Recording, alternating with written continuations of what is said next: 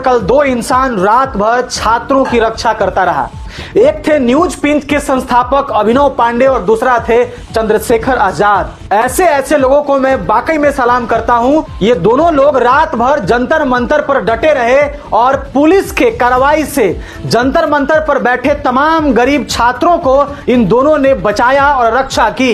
कल रात भर अभिनव पांडे जंतर मंतर पर अपना ड्यूटी देते रहे और तमाम खबर देश को दिखाते रहे। दूसरी तरफ दिन भर काम करके लौटे चंद्रशेखर आजाद रात के 2:15 बजे जंतर मंतर पर पहुंचे।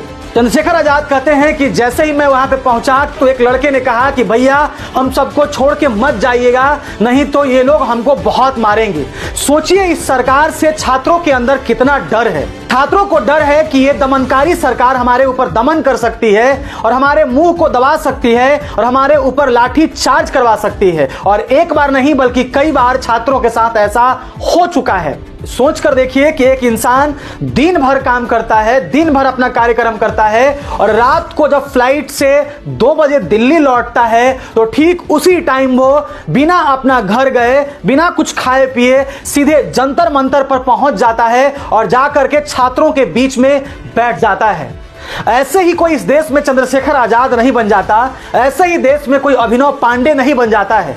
अभिनव पांडे लगातार छात्रों के साथ खड़ा दिख रहे हैं, लगातार अन्याय के खिलाफ आवाज उठा रहे हैं और उन छात्रों की आवाज बन रहे हैं जिनके साथ अत्याचार हो रहा है उसका लगातार न्यूज पिंच के संस्थापक अभिनव पांडे आवाज उठा रहे हैं। कल अभिनव पांडे से बात करते हुए चंद्रशेखर आजाद ने कहा कि मेरे रहते इन लोगों पर एक आंच नहीं आएगी। जब तक हम यहाँ पे रहेंगे छात्रों को हम खरोच तक नहीं आने देंगे। यदि दिल्ली पुलिस में हिम्मत है तो इन छात्रों के ऊपर लाठी चार्ज करके दिखाए, फिर उन्हें पता चल जाएगी मैं कौन हूं। ऐसे ऐसे नेताओं को वाकई में सलाम करना चाहिए जो दुख के घड़ी में छात्रों के साथ खड़ा है, जो दुख के घड़ी में गरीबों के साथ खड़ा है, उन तमाम छात्रों के साथ खड़ा है जो अपने भविष्य के लिए दमनकारी सरकार से लड़ रहा है। चंद्रशेखर आजाद ने सरकार पर गंभीर आरोप लगाए और कहा कि यह सरकार तो चाहती है कि किसी भी तरीके से छात्रों को देशद्रोही साबित किया जाए और इनके ऊपर लाठी चार्ज करके उन्हें जंतर मंतर से खाली करवाया जाए। ये लोग तो कुछ लूप होल ढूंढ रहे हैं। ये लोग तो चाहते हैं कि हमें प्रवोक करें और हम इनके ऊपर कार्रवाई करें। यह सच है कि छात्रों का दर्द वही समझ सकता है जिसने अपने जीवन में संघर्ष किया है, जिसने लाठियां खाई है, जिसने अपने जीवन में अत्याचार सहा है। वही उन छात्रों का दर्द समझ सकता है। कल अभिनव पांडे से बात करते हुए चंद्रशेखर आजाद ने कहा कि मैं जानता हूं हमने दमन इन सरकार का सहा है, हमने अत्याचार सहा है, हमारे अंदर मानवता बचा हुआ है, इसीलिए मैं इन छात्रों की रक्षा करने के लिए जंतर मंतर पर आज मैं पहुंचा हूं। अब सवाल है कि सरकार मार सकती है, सरकार पीट सकती है, सरकार लाठी चार्ज करवा सकती है, सरकार छात्रों के ऊपर दमन कर सकती है, लेकिन क्या सरकार जवाबदेह नहीं हो सकती है? क्या सरकार छात्रों से संवाद नहीं कर सकती है? क्या सरकार अपना प्रतिनिधि भेज करके जो प्रदर्शनकारी है उनसे बात नहीं कर सकती है? आखिर किस बात का घमंड है?